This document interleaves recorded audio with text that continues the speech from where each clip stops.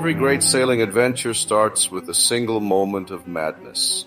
Mine began in January 2022 when I went to check a tired, dusty, but still noble Swan 47, a sailing yacht that had been sitting high and dry in Trinidad for 4 years.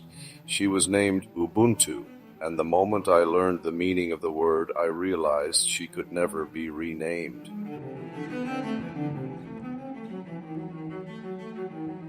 Not just a boat, she was a dream in fiberglass and teak designed by Sparkman and Stevens to roam the oceans with speed, grace, and an unshakable sense of seaworthiness. Against all odds, logic, and perhaps better financial judgment.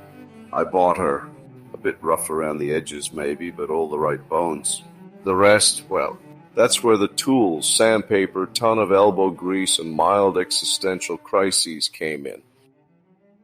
She was everything I ever wanted, and a few things I didn't know I was signing up for. Trinidad is a land of color, calypso, and boatyards where dreams either die or are reborn. The heat is relentless. You start sweating before you finish thinking about sweating. Every day was a rhythm. Climb the ladder, strip, sand, varnish, fix, repeat. I rebuilt winches until I could do it blindfolded and replaced, restored, and eventually reassembled just about everything. Ubuntu was in such a state that I ended up hiring just about everyone in the boatyard: plumber, electrician, mechanic, rigger, painter, fiberglass wizard, canvas guy, you name it. Luckily, they all loved me, mostly because I promised that whoever showed up could come over for a cold beer at the end of the day. At some point, I wasn't sure if I was running a refit or hosting the boatyard happy hour. And then, finally, she was ready to get in the water, or at least ready enough. We set sails for Grenada in February next year. Robert, the previous owner, kindly agreed to be crew, guide, and technical support. We hoisted the sails, fired up the coffee, and slipped away from Scotland Bay.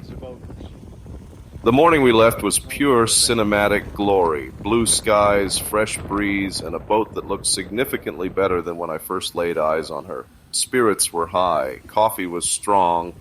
As soon as we got out of the Bocas onto the ocean, first, our halyard snapped and the mainsail dropped like a dead fish.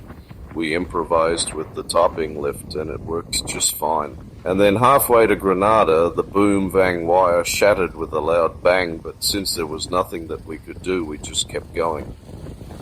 Then came the highlight. At high seas, Robert decided it was time for a number 2 and managed to break the toilet seat in the process.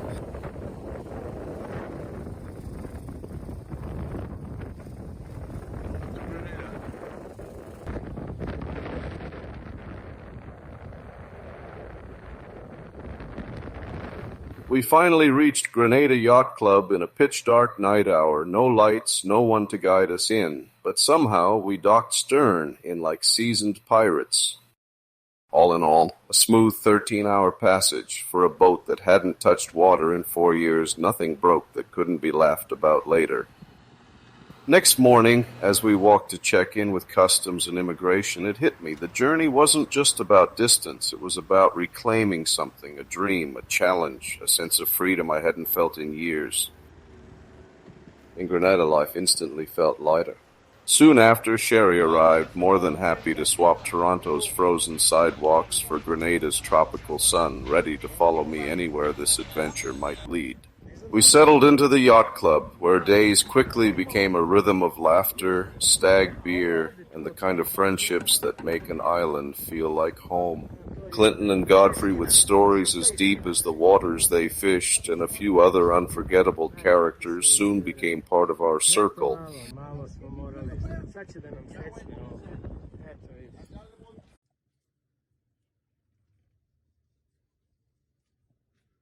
And then came Milan and Goga. Straight from Belgrade, they are two of the most down-to-earth, fun-loving people you could ever hope to meet. They had never sailed before, but from the moment they stepped aboard, they were as steady as if they'd been at sea all their lives. With easy smiles and an adventurous spirit, they embraced everything: Grenada's beaches, fresh fish pulled straight from the ocean, and the joy of life at the dock. They especially loved the long morning walks to Grandance Beach, trekking 4 miles just to feel the sand between their toes. By lunchtime, Sherry and I would hop into the dinghy to pick up our happy explorers, returning them to the yacht club with sun-kissed cheeks, salty hair, and wide smiles, proof that even a little effort can lead to big joy. When we sailed to Carriacou, they fit right in with the rhythm of the boat and the sea, as though they had always belonged there. 2 days on that magical island passed far too quickly, and when we sailed back to Grenada, I realized it wasn't just a voyage we'd shared, but a celebration of friendship and discovery.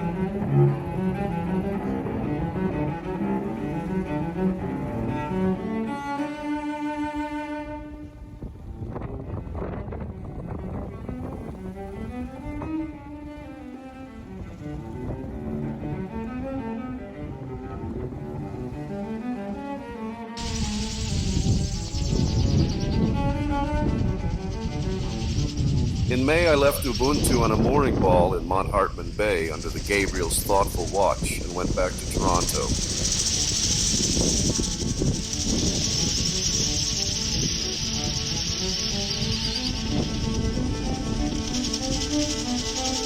Six months later, the final phase of Ubuntu's refit in Grenada started. Life in the boatyard had its own rhythm: coffee at sunrise, work through the heat, a cold Carib beer, and pizza at sunset, with Gerhard, whose boat lost keel by hitting the reef under the watch of unexperienced crew. Slowly, day by day, Ubuntu came back to life, her lines once again eager for the sea. It felt less like fixing a boat and more like preparing an old friend for an adventure. However, by the time all work was done, sailing season ended, and I left her in the yard, well protected from the Hurricane Beryl that will strike the island just a couple of months later. Little did I know the sea had a whole string of adventures lined up for us.